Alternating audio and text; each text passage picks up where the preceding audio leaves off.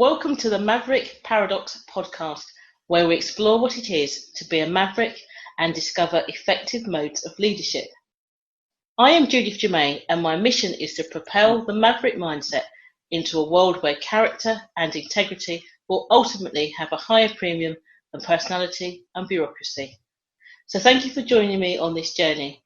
If you'd like to continue with me, then please subscribe to my podcast on iTunes, Stitcher, or one of the other popular podcast platforms.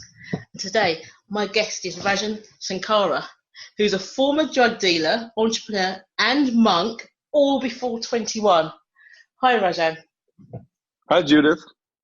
It sounds to me that you have an amazing story. It's a different story, I'll say that. Yeah, I think you'll definitely have a story that most people can't touch. So could you share with listeners a bit kind of what happened and how did you get to where you are today? Okay. Well, it's fairly simple. I grew up kind of as a troubled teenager, and around the age of 16 or so, I think 16, I felt the need to, well, I guess now that I think about it, I guess I've always kind of been highly individual, just like, I suppose like a maverick, and an independent individual who does not go along with a group or party. Yeah. So looking at the definition and the basis of your show, I've always kind of been that way and didn't align well with group thinking. And part of that was, just ignorance from youth and having a high amount of ego, and didn't know, not that that's bad, but I didn't know how to direct that productively and actually contribute. I sort of assumed that the world owed me some kind of innate respect just for existing. So around the age of 16, I started to sell drugs in Chicago and in Indiana. And I was kind of trouble. I wanted to be a thug. I wanted to be feared. I didn't really value or trust anyone else except for close family. And eventually it took a toll on the neighborhood I lived in. I was basically banned from all public facilities eventually, and I was getting pulled over and arrested on a daily basis. And, my life was kind of getting pretty low, I would say. Yeah. And there's sides of being a maverick, right, that would be effective and powerful. But then I think that there's probably enough, darkness that can also go along with it, right? That would just lead you down, a bad road, right? Uh-huh. So I got a second chance one night when I was pulled over by a cop, and basically, I was on a supply run, so my car was, full, and the trunk was full of a lot of drugs, and I was, basically thinking that my freedom was over. And he pulled me outside and he asked if he could search the trunk, and if his dog could search the trunk and everything. And I said, sure, why not? I figured that was it. I had already kind of given up, and I was very apathetic at that moment. But then he looked at me for a good, 30 seconds in the eyes, and he said, I trust you. And then he put his flashlight away, turned around and got in his car and drove away. And I'm just standing there at the trunk of my car wondering what's going on. It kind of took a while to set in, and I look around, I look at the pavement for a while, I kind of lean on the car, and to me, I took that as a type of divine intervention, basically, and thought, okay. So I made a vow at that moment that I was going to change my life forever, and I was still a teenager, 17, 18, and just out of high school. So I must have been 18, and the next day I did. It changed my life, and I never did break the law again after that. And my friend, a good friend that I grew up with, basically, him and I started an asphalt company shortly after, because he got in touch with another independent thinker who started an asphalt company from the age of 15 or something. He was very young. Wow. And yeah, and he wasn't allowed to, right, legally, but he was such a go-getter that he had this power to him and drive. And so my good friend met him one day, showed us how to start our own business. So he showed us how to start our own business. And we did, and we became very successful. We would knock on doors and cold knock and just go right into a neighborhood and start either seal coating driveways or tearing them out and laying down new asphalt. And our mentor, Rob was his name, showed us how to do it. And he would get 10% of any job that he got for us. And it was an amazing situation. I started to mature rapidly, and was still quite independent. But I decided at that moment also that I was never going to work for anyone else again if I could avoid it. And basically, I wasn't content. I wasn't satisfied with the fact that we were making lots of money and things were going really well, but that wasn't bringing lasting happiness. So I started to ask some really big questions, and I read a book by a monk throughout the course of a week that we couldn't work outside because of rain. And by the time I got to the end of the book, I realized that I was something inside was passionately seeking to know if monastic life and being a monk and mastering meditation is possible. So that's what I set out to do next, and basically take my individuality to the next level and my independence, and literally, give away everything. Basically became homeless on the island of Kauai, which is the smallest island, and lived in the jungle for a month before walking into a monastery and asking for training. And that then lasted 12 years. That sounds really interesting. You were there for 12 years. What made you leave? Being a monk is really about, so it's kind of duplicitous in a way. Okay. In the beginning, everyone starts out independent and they have their individuality. So we all kind of started out as outlaws, right? As a monk, you kind of throw down the world, and you basically, you resist, and you say, I'm not going to follow the normal pattern of life. I'm going to do my own thing, and I'm going to live amongst a band of brothers that feel the same way. And you literally are alone. You walk alone in this path, and you aren't friends with anyone in the monastery. You're brothers, but you're not friends. And everyone is unattached from each other. So the 12 years really went by fast, and I learned all kinds of things. I became a man inside this institution, which was militaristic based and highly disciplined and based on self-mastery. And I learned everything from construction and growing food and electrical and plumbing to writing, reading, publishing, proofreading, travel coordination, web development. Basically, and I read about history, everything that I missed in my youth that I would have learned in school if I cared enough, I learned later, in the monastery, in this institution. And I traveled around parts of the world and experienced different cultures, and really expanded my mind a great deal. And I think the 12-year period, was a point where I could either take lifetime vows and fully join the order of renunciates, or I could go out into the world and teach. And I realized towards the end of that time, when the decision was going to be given to me, that I had become more of an individual than someone aligning themselves with with a group. Mm. And I was going down a road into a group mentality type of organization, which is fine, but I realized you eventually stop learning if you are this maverick type of individual. If you align with a group and slowly lose your individuality, well, people like us, almost self-destruct.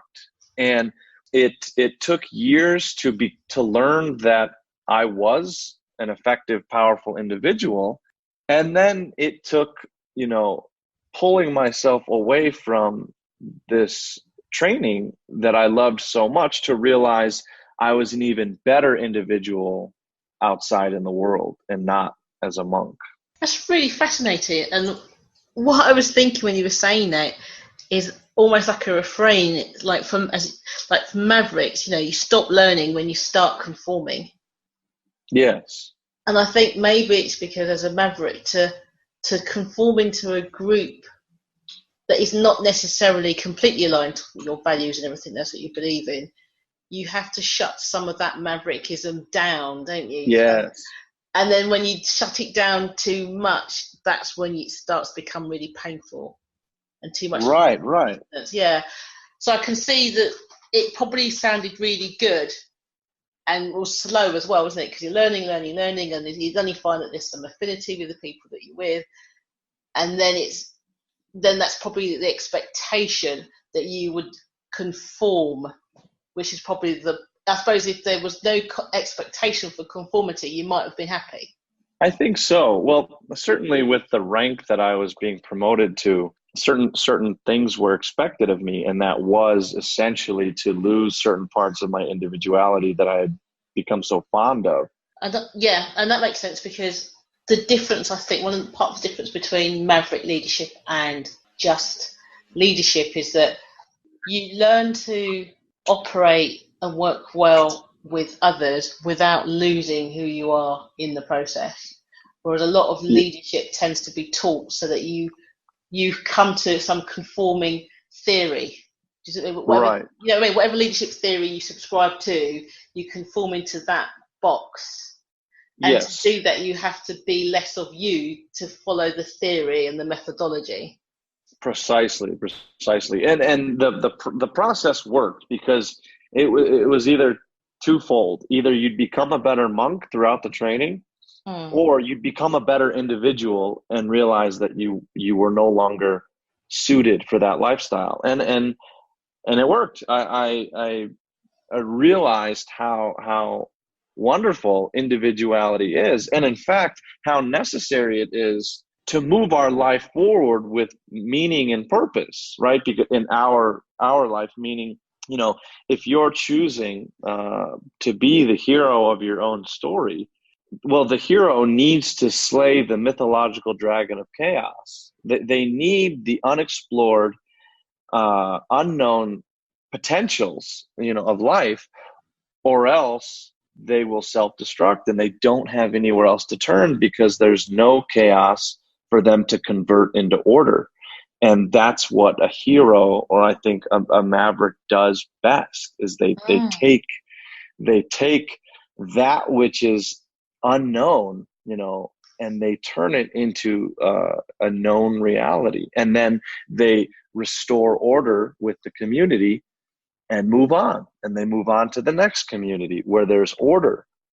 And they establish themselves, fix something about it, save people, in fact. And then when all is good, they move on and continue this cycle.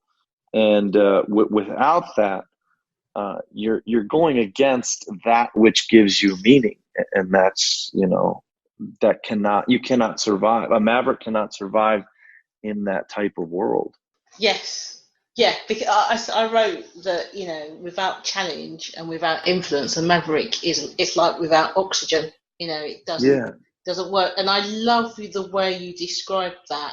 And I think it's so true. And I think that's probably one of the reasons why mavericks, especially socialized mavericks, don't work so well in organizations, because they haven't necessarily learned that they've been, they were hired to be the hero.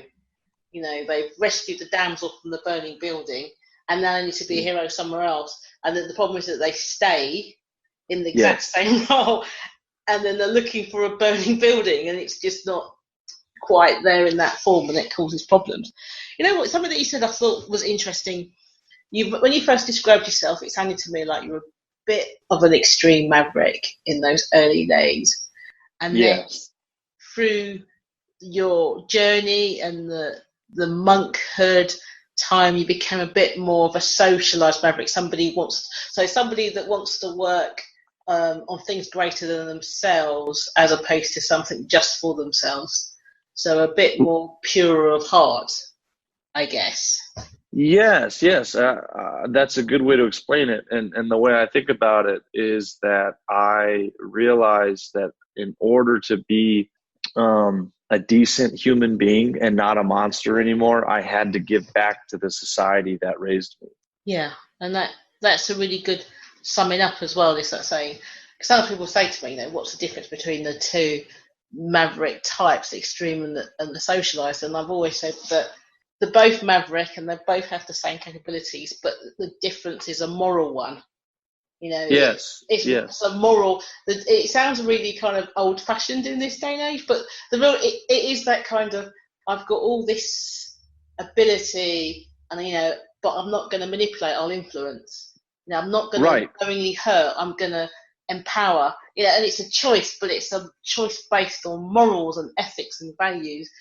And that's not being promulgated in universities or schools, right? So, like you said, it was old school, and you're right, and that's unfortunate because youth need to learn that values, and specifically hierarchy of values, and what matters most when it needs to matter, is essential to really becoming an effective member of society, and not just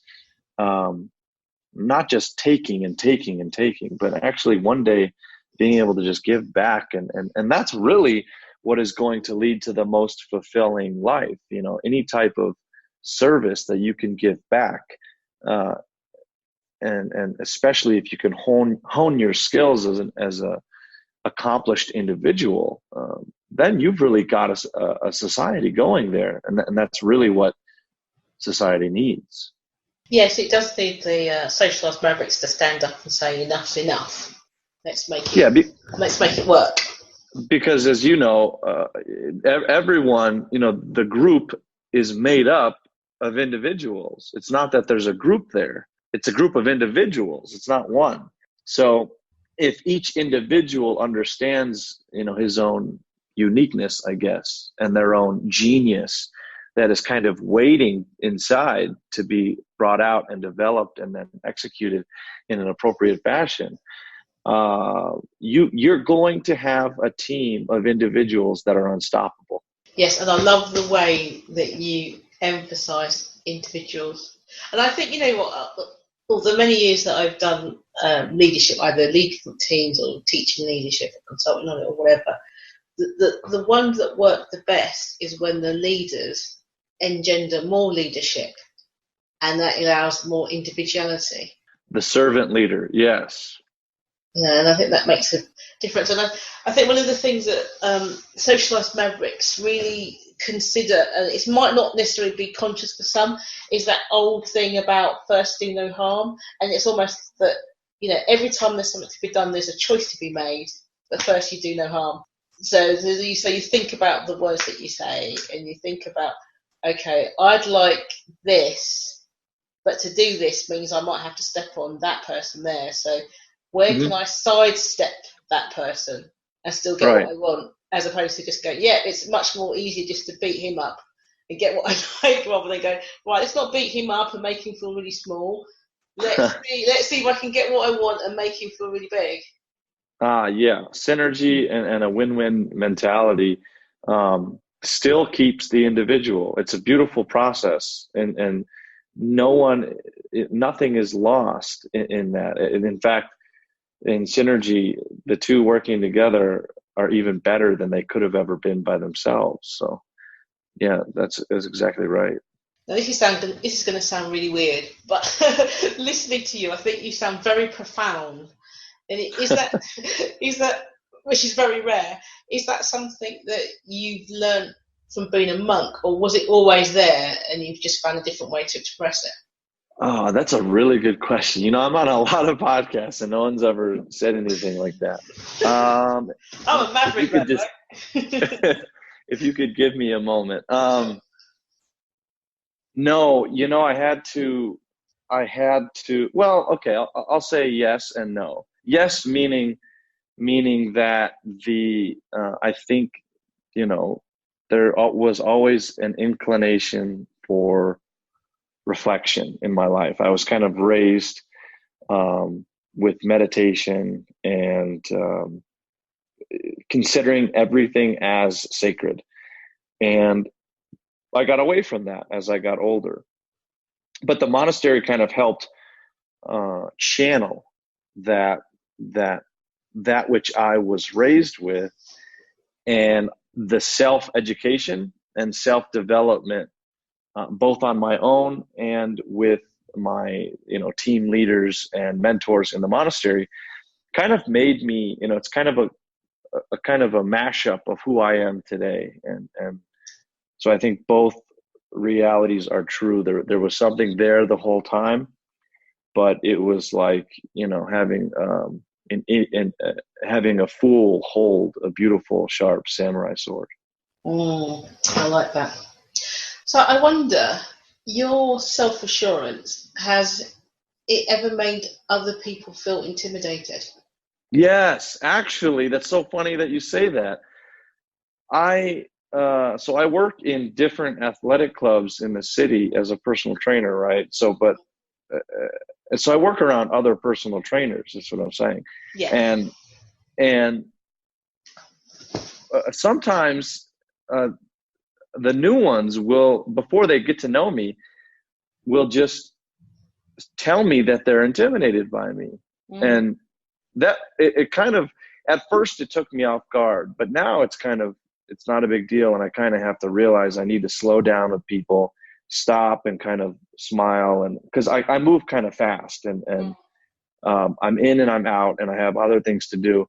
So I don't always give people the introductions that I would like, I suppose. So yes, definitely people get intimidated by that. But I kind of give a laugh and instead of shaking their hand, I'll just give them a big hug and then everything is fine. Yeah, the reason I ask that is because it's very common for socialized mavericks to intimidate people without realizing it. And I think some of it, from what I can understand from asking people questions, because it used to happen to me a lot, and I suppose it might still happen, I'm not so sure. I'm sure it still does. Because on the basis that it's like, now that I'm working for myself, you're not necessarily in a group, so it's a bit harder to judge, isn't it? Yeah. And when you ask, when I used to say to people, clearly there's something what's going on, and when they got to know you, they tell you, and they say, "Oh, you're fine now," but when I first met you, you were really intimidating. And it's like, and you're thinking, what do you do? Because you're smiling, nice, happy person. And they said, "Oh, you're just so confident," and it's your confidence that I found intimidating.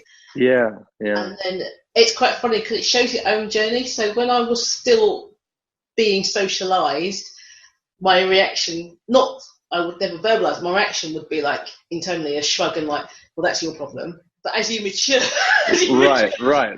Actually, no, it's my problem. I need to do something about that. And I found that it was exactly what you said, context. So because Mavericks move quickly, and also the way Mavericks think, because the thing about it's not, and I think Mavericks consider all options all the time. So when a decision needs to be made, it's been thought through already. So therefore, that it's quite, all what happens is you get some new data, and then you make a decision. But the decision is quite fast because you kind of thought, you partway thought through this possibility, if you see what I mean. So to other people, it looks really like, oh my gosh, you've just been given this complex bit of information, and you've already know what you're doing. And that can be, and you're right too. It's not like, and it's like this is not how it's normally done. And I think over time I've had to learn, especially with people that don't even write a new language. So rather than saying what we need to do is this, I think what we should do is this. So it's not like you change your tone or anything, but it's just allowing for somebody to interpret that as a bit of doubt. Yeah, or we can disarm people with our language. So, you can question somebody with elegance, and even just the three simple words, just to clarify. Yeah. You can kind of approach someone, get through their barriers, and when you start off with just to clarify, and then you start to try to understand what they're talking about or thinking, you're allowing them to put their arms down and they're going to let you into their world, because you're simply saying, all I'm doing is trying to understand a little bit more, and no one is right and no one is wrong, and everything's fine.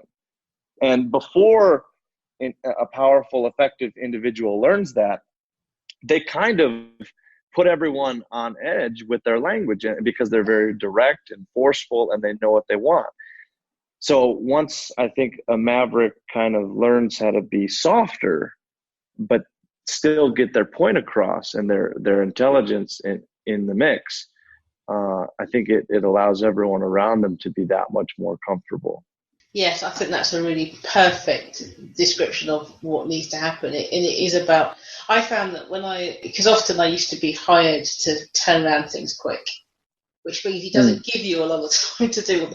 But I found that it was a lot easier when I used to explain to people how I think and how it worked, and that it was a, like you said, with the rapid questions and the hang on, okay, thanks for that, stop now, just tell me this, and it would be right. When you contextualized it to this, whatever, if this happens, it's not a reflection on you, it's because my brain has moved from this point to that point, and I want to check that, and it's kind of like explaining how you think, as I said, make people feel more easy, because what you're not saying is, I'm bored with what you said, or you're talking rubbish, I'm moving on. What you're saying is like, I totally get it, you've explained it perfectly, now yes. Let's up to this point. But if you don't give them the context, it looks very dismissive or rude, rather than people encouraging that kind of it's abrasive. It's like sandpaper, and not everyone is just built like that, really. Which is just as well, because can you imagine if everybody was Mavericks?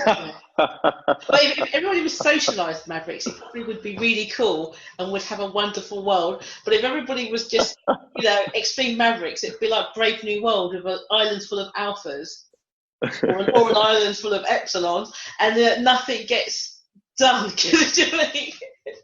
Well, essentially, you would have the apocalypse and everyone would start to kill each other.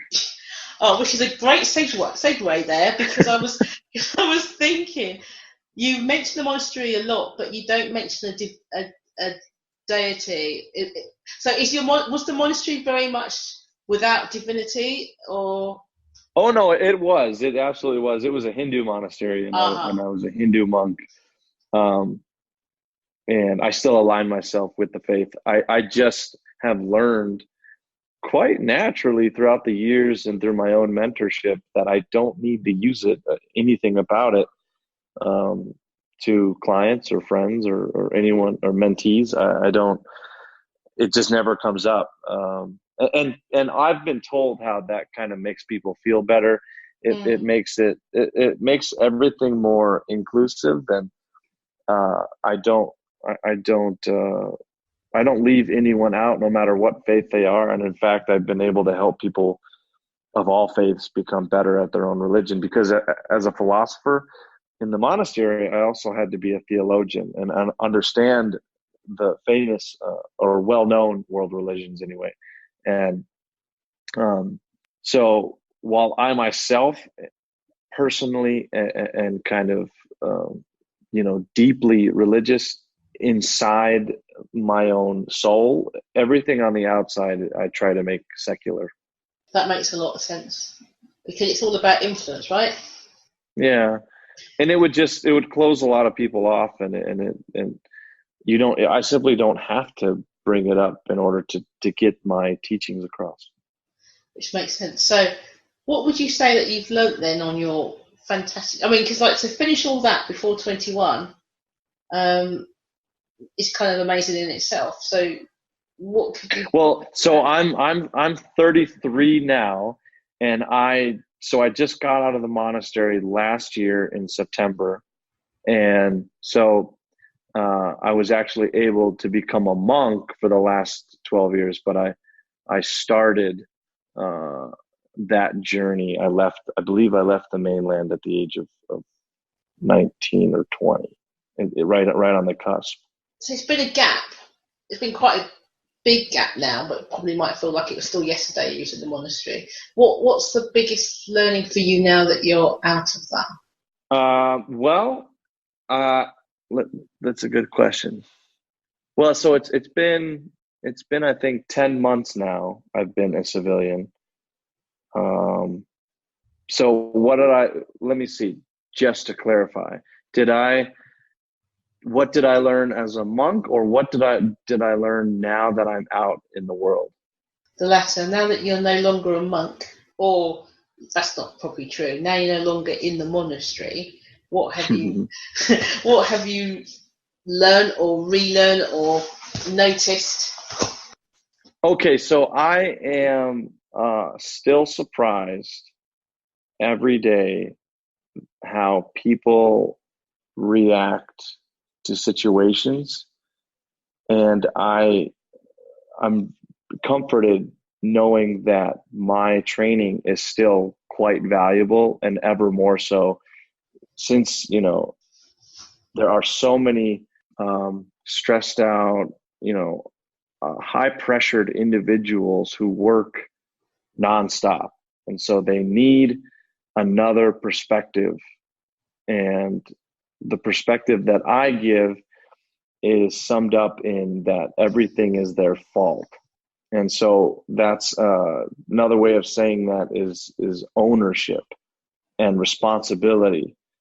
And I learned that both, before I went into the monastery, and then during that training.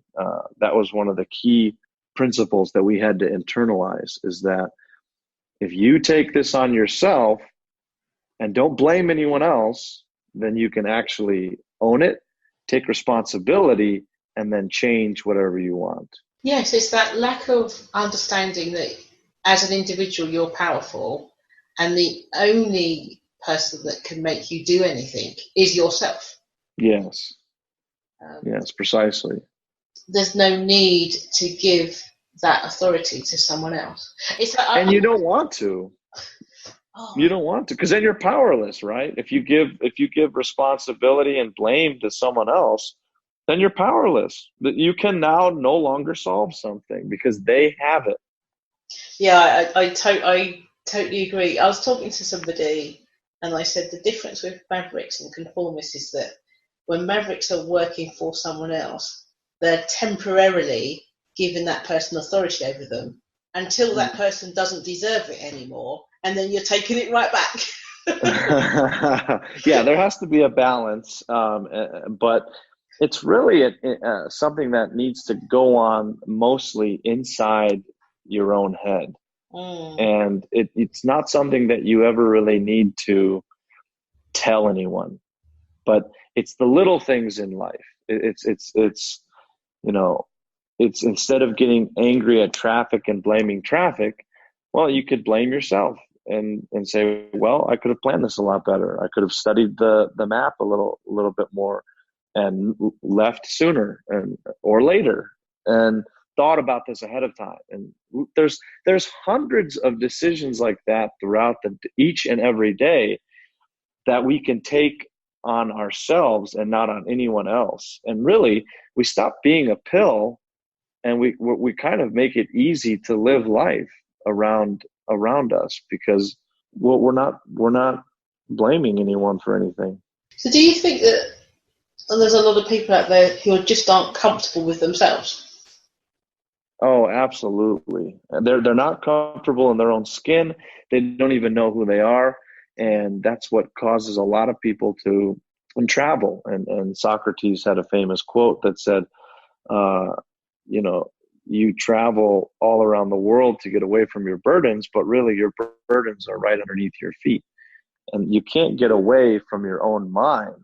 So really, once you make your mind, sacred, and like you become a walking monastery, and then nothing can really affect you as much as it could have in the past. You aren't perfect, and things still happen, but and nothing's bad that they do happen, and that's okay, and that's normal, but your reaction time, uh, and the amount of time it takes for you to pick up on something and change it becomes incredibly quick.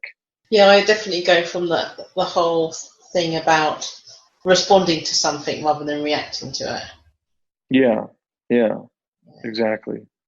And I wrote in my book, I wrote this book called The Maverick Paradox, The Secret Power Behind Successful Leaders. And I talked about how socialized mavericks, whenever they're assessing something, they take out the emotion of it. So they look at it from an Yes. point of view. So you're not coloured. And then once a decision has been made, then the emotion gets back overlaid into the decision, but it's a sense checker. So it's, how do I feel about this? Now, I've done the facts thing, and this is my opinion and what I'm going to do. Now, how do I feel about this? Will it affect somebody else? Does it make me feel good? Does it make me feel good? Or it could be used as a sense check. So it maybe the emotion of somebody else makes you think, yes, they really believe in this, or I think they're lying because they had no emotion. But the decision itself is firstly done in a very objective, analytical, what other people might see as a cold way. Because emotion is then put on, but it means that you can make a rational decision, and it also means that if you're wrong, you're not emotionally attached to the fact of your own previous decision, so you can change and go, fine, I thought it was this, I have new data, I'm clearly wrong, I'm going to do it this way now. But you don't feel bad about it, or you think that you're an idiot. You just think, in fact, you're thinking, look at me, I'm really good because I figured out that I was an idiot, and rather than everybody else noticing, I have now changed my mind. Yeah. Well, and in fact, a lesson learned is really something to be thankful for, and when someone is wrong about something, this really gets me about teams and department heads and everything. When someone makes a mistake, the mentality is then to take away, and I really find that destructive. And when you take away, whether it's project intensity, or reduction of work, or moving departments around, or staff, that's taking away trust. And once you lose trust, you lose human motivation, because trust is the highest form of human motivation, as I see it. And it's absolutely okay to make a mistake if it's made, if the recovery is done in the right way, and you can own up to it and immediately seek to find a solution and be a part of the solution instead of sulk, blame others, get emotional. You said it very well, and you're absolutely 100% right. It can appear cold, but I mean, we're talking about a timeless moment that happens so fast, so quickly. Yeah, it's not like, give me 20 minutes and I'll come back to you with this cold, mechanical, correct answer that's very logical. It's happening. Yeah, it's happening in the moment that time is not even involved. And because you internalize these principles of the Maverick and live that way. And so it's not that there's an immediate reaction and things have been thought about. It's just you've answered two questions and you act from there. And those two questions that I've come up with are, who are you and what are you all about? And once those two questions are answered, then decisions fall under that hierarchy of those values of who you are and what you're all about. And you stop living in fear so much and just start acting and trusting your own intuition. I like that. And I also see it, when you said it, it resonated to me as a way of assessing another person, which is why I think when Mavericks meet other people, there is that moment which may stretch out to days or weeks, depending on the circumstances, where you're like, I haven't answered those questions. You know, you have given me no evidence to make a reasonable, objective assessment on who you are and what you're about yet. So in this moment of time, I do not trust you. Right. Because you have good instincts and you're very good at judging people. And if over a period of time you still can't answer that question, it's like something's wrong.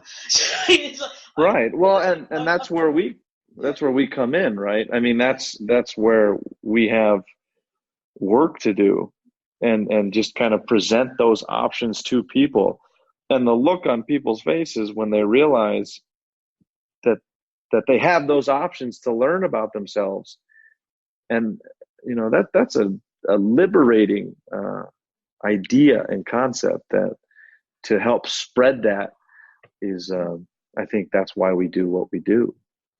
Actually, I was thinking when you said that, do you think it's because socialized mavericks are very value-based and principle-based above anything else? So you know who you are because you know what you value and you know what your principles are. You know I've reached this point and I'm not moving any further because it's just wrong. So you can be very confident of who you are because you know. Because who are you if not your values and your principles? I mean, what else about you?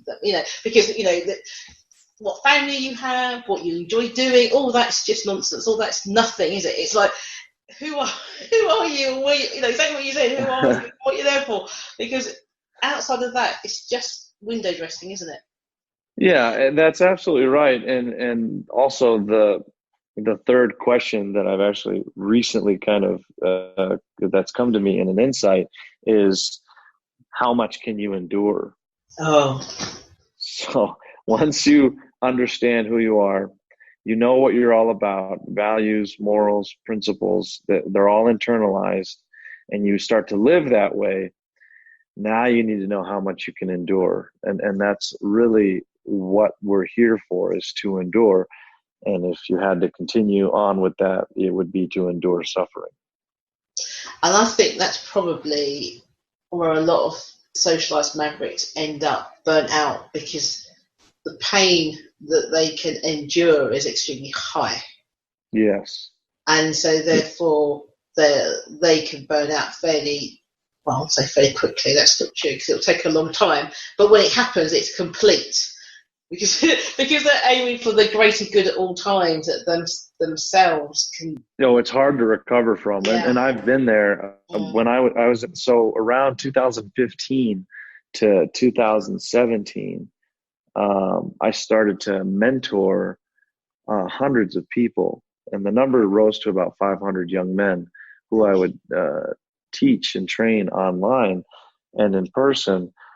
And I would talk to hundreds of people a day, and I would help them, get out of bed and get some meaning and purpose in their life, some discipline, and just help them make their bed in the morning, because no one had done that yet in their life.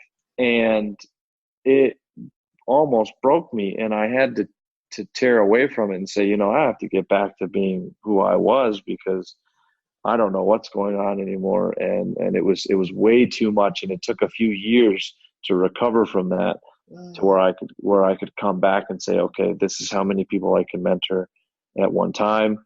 This is what's going to be the most valuable for you, because this is how much energy I can devote to it. So, but in the beginning, I had no idea. I wanted to help as many people as possible. And I was good at it too. So that made it even worse. But did you feel guilty when you stopped? First step, it was a really tough decision, because I was a better person in that position. Helping all those people made me so responsible and so trusted that I had to be a certain way, and I was, and I really enjoyed that, and I really felt like this warrior monk who could guide hundreds of young men. And, I started to get, worshipped in a sense, and people would stand at attention, and, I was like, well, we need to back up here because this has gone a little too far. But I took the necessary steps to exit, and I gave other people my positions who graduated under my own courses in leadership, and they still run the groups today, and I actually still talk to many of them today, which is very fulfilling. Yeah, I thought it was interesting. It was quite funny actually. I was just judging my own feelings as he was talking, and I was getting uncomfortable. And then I realised at the same point I was getting uncomfortable. You were getting uncomfortable in relating it back, and that's that kind of, you can be a flame that other people sort of like come towards, and then they become dependent on you. Yes. It's not a place where you want independent people as opposed to dependent people, and it was making me feel uncomfortable. I had a real kind of feeling about that, and then I sensed that you also was uncomfortable because you didn't like it either. But it's something that can happen really slowly. Yes. And it's only to a point, because I was thinking, at what point does it feel like selfless to self-interest? Right. Exactly. Yeah. That's the double-edged sword of being a mentor and a role model, because essentially you're saying, the person is saying, you're someone I can see myself being, and I want to be like you and do what you do. And that's a very interesting line to walk, and you have to kind of stay right in the middle, because if you go too far, you do what many have done and start to, deify yourself. And so it's good to have a ego check every now and then, and kind of wonder if you're projecting, if you're manipulating, or, you truly do think you have the best person's interest in mind. Yeah, I think that's probably one of the key differences between the socialized and extreme mavericks, is that socialized mavericks are always reflecting always, and trying to make themselves as self-aware as possible. And those things come up. I mean, like you, I do mentor people, and it's that I actively try to make them independent from the get-go. So it's not like you're not with them, or it's just that you want to make sure that as they're learning, they're getting their own strategies.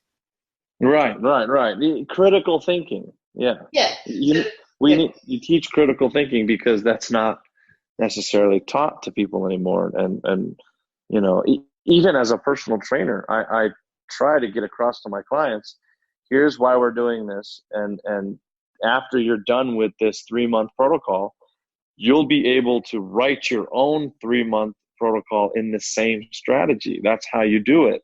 And they're not dependent on me. Yeah, that's the idea anyway. And I think that takes a lot of confidence. It's a bit like when you're working in an organisation and you hire someone who is more intelligent than you are, or they have a key skill that you don't have, but you're comfortable with that because you know that doesn't mean there's something that you don't need to worry about your new hire, so they're going to get your job, because what you have is of value. Yes.